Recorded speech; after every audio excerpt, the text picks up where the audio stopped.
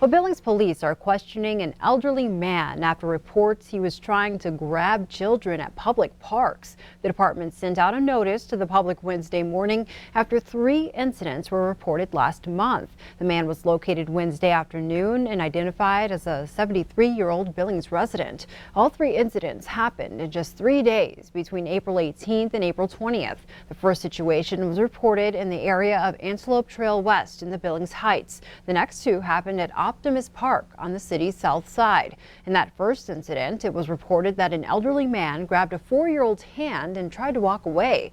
The child's older sibling intervened and the man left.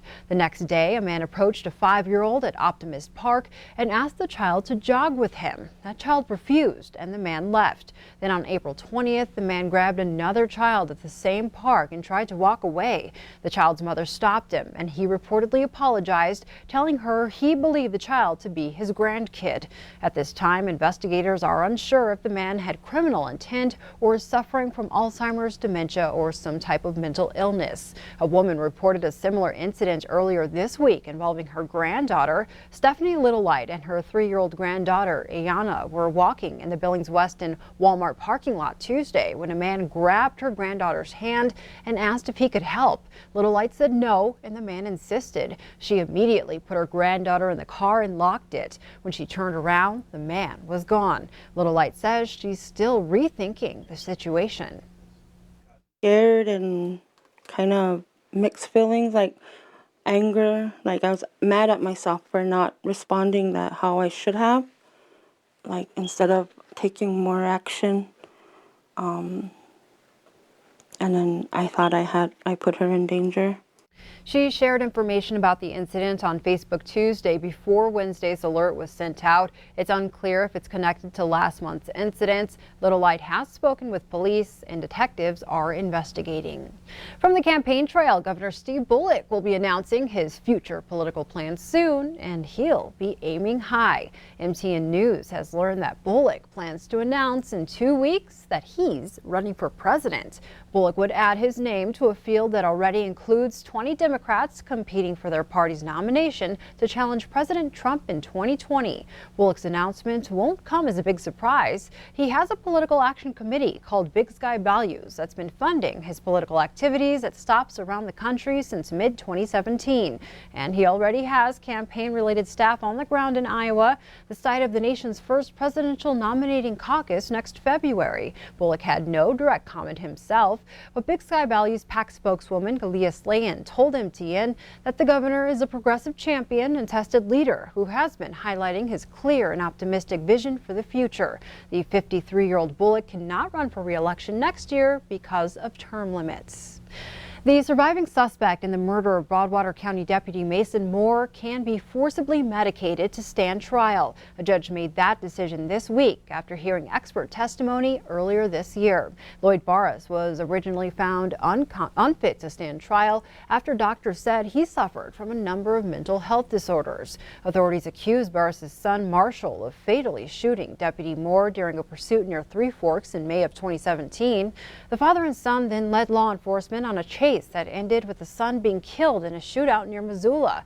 The order stated that Barras has initially been found mentally unfit to stand trial in a similar crime in California, but was also found to be competent after taking medication.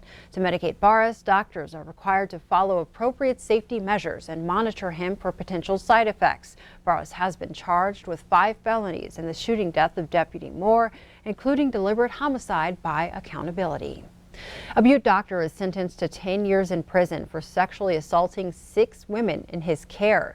Dr. Patrick McGree apologized to the victims Wednesday, saying he takes full responsibility for his actions. The judge said his criminal behavior went on for years. McGree lost his license to practice medicine and was fined $5,000. Prior to Wednesday's sentencing, McGree had entered a guilty plea.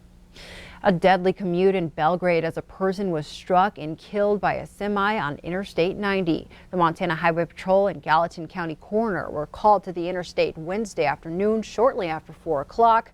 Investigators are trying to figure out why the man was in the roadway.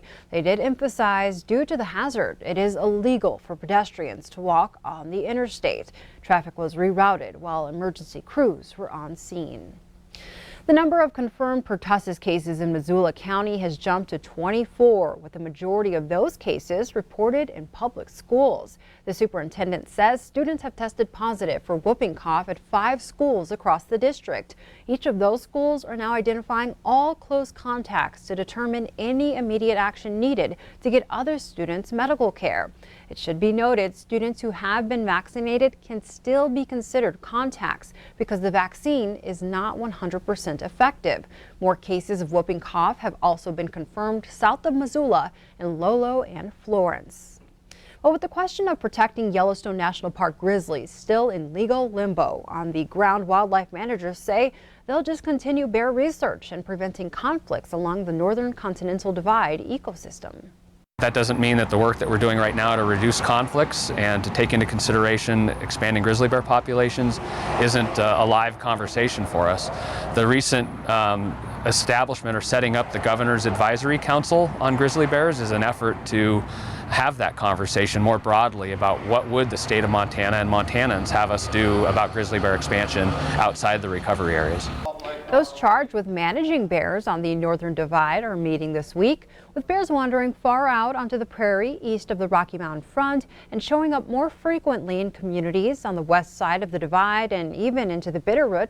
Biologists say efforts will continue to make people more bear aware to try and limit conflicts. So the monitoring occurs both with collaring efforts, where we have individual bears that have radio collars that we can track their movements, but also monitoring is with sightings and confirming sightings.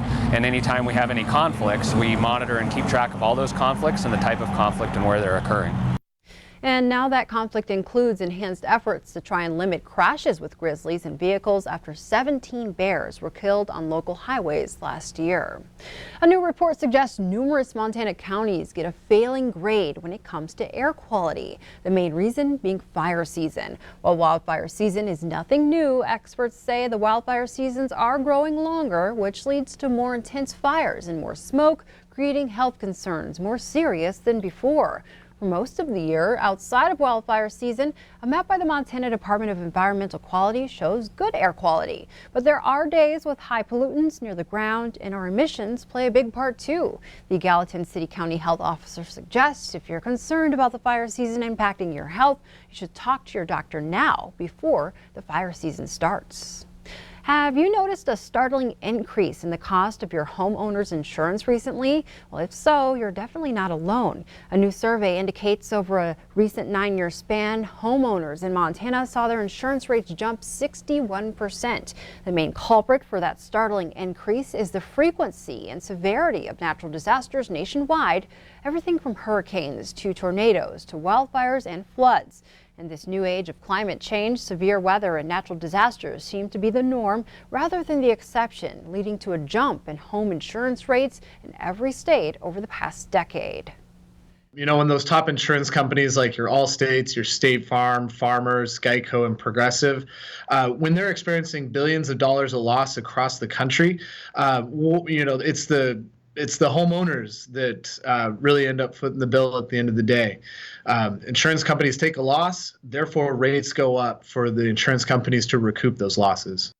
This new Quote Wizard survey compares annual home insurance rates from 2007 to 2016. Montana is listed 21st in the country for the percentage increase. A homeowner's policy that cost $430 in 2007 cost $1,130 in 2016. You can see here how Montana compares to our neighboring states. North Dakota and Wyoming ranked 18th and 19th. The states facing the stiffest increase, those in Tornado Alley, where Oklahoma, Kansas, and Colorado all saw insurance costs jump more than 70% since 2007. One thing homeowners can do is shop around to make sure you're getting the greatest coverage for the lowest cost. After life-saving gear was stolen from a Billings firefighter, some of it has been anonymously returned. The rope bag with a harness, gloves, and similar items valued at $4,000 turned up Wednesday morning right at shift time. But a rope climbing helmet, firefighter structure helmet, and an infrared air mask were not returned. Those items valued around $6,000. The gear was taken last week from a Billings firefighter's personal truck. The bag was laying on the ground between Station 6 and a church in the Heights when it was found on Wednesday. It's one of the Navy's newest warships, and it bears the name of Montana's largest city. The USS Billings is now just months away from being placed into service. The Navy has announced the ship will be commissioned on August 3rd in Key West, Florida. The USS Billings is the 15th in the class of littoral combat ships, known for their speed and versatility. It will mostly operate in waters close to shore once it heads into action. Students, teachers, and staff, past and present, are celebrating a school's 100th anniversary. A celebration was held at Orchard Elementary Wednesday. There was an exhibit made by the Western Heritage Center on the development and history of Billings South Side. In the recent years, Orchard implemented a house system where students meet in groups to do team-building activities and character exercises. Visitors were able to purchase shirts to support the houses. There was information on Orchard throughout the years, as well as countless old photos.